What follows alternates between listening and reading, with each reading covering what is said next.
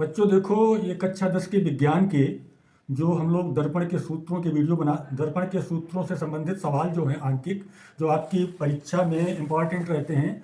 और अब ये आपको हाई स्कूल में कितने कितने नंबर के कौन कौन से क्वेश्चन आने हैं, इसका ही वीडियो बहुत जल्दी हम यूट्यूब में चैनल में डालने जा रहे हैं। आपके जो फिजिक्स के जो विस्तृत क्वेश्चन आते हैं वो 4-4 नंबर के 3 और 6 नंबर का 1 आता है।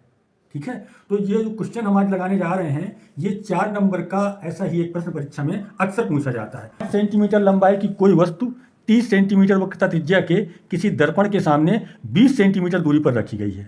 प्रतिबिंब की स्थिति, प्रकृति तथा आकार ज्ञात कीजिए। ठीक है ना। तो हमारे सवाल में हम जब सवाल लगाते हैं तो हम लोग ये देखते हैं कि दिया क्या क्या है। वस्तु की लंबाई जो है, वस्तु की लंबाई हर्ष कितनी दी है? वस्तु की लंबाई दी है 5 सेंटीमीटर। और हम कहते हैं ओ ऑब्जेक्ट है। ठीक है, वस्तु की लंबाई ओ दिया है 5 सेंटीमीटर। और फिर दिया कह रहा है वक्रता त्रिज्या। वक्रता त्रिज्या कितनी दी है? 30 सेंटीमीटर। वक्रता त्रिज्या 30 सेंटीमीटर। हम लोग पढ़ चुके हैं कि फोकस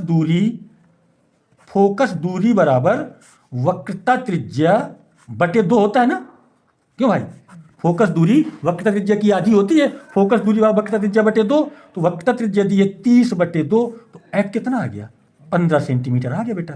एफ आ गया 15 सेंटीमीटर। और वस्तु की दूरी दी है u बराबर -20 सेंटीमीटर।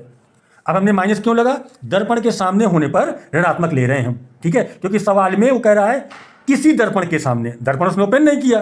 तो जब दर्पण ओपन नहीं किया लेकिन दर्पण के सामने 20 सेंटीमीटर दूरी पर रखी है, तो दर्पण के सामने होने पर वस्तु की दूरी ऋणात्मक लेते हैं। तो u बराबर हो गया -20 सेंटीमीटर। अब हम क्या कर रहे हैं? दर्पण का हम सूत्र लगा रहे हैं।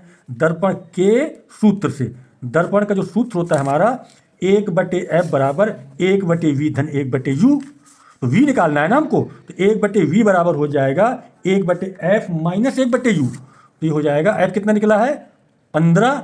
अब ये माइनस और ये माइनस प्लस कर दें, 1/20। इसका लघुत्तम कितना हो जाएगा?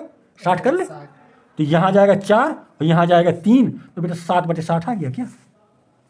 1/v बराबर आया 7/60। तो v बराबर कितना हो जाएगा? 60/7 भाग देंगे तो 8.57 सेंटीमीटर आ गया। अब हमने क्या लगाना है? m बराबर I/O। तो m बराबर I/O बराबर -v/u। आवर्धन का सूत्र होता है m बराबर I/O बराबर -v/u। तो v दिया है 8.57 और u दिया है -20। तो फिर माइनस लगा दो, मान लो तो माइनस प्लस हो जाएगा ना। बराबर क्या हो जाएगा? I/5। तो इसको सॉल्व करेंगे तो I बराबर हो जाएगा 2.14 सेंटीमीटर। अब अपने सॉल्व करेंगे तो आप आ जाएगा। मतलब कहने का देखिए, सवाल हमारा क्या था? सवाल हमारा ये था, 5 सेंटीमीटर लंबाई कोई वस्तु 30 सेंटीमीटर वक्रता त्रिज्या के किसी दर्पण के सामने 20 सेंटीमीटर दूरी पर रखी गई है। प्रतिबिंब की स्थिति, प्रकृति तथा आकार ज्ञात कीजिए। वस्तु की लंबाई कितनी है? 5 सेंटीमीटर। वो दिया है।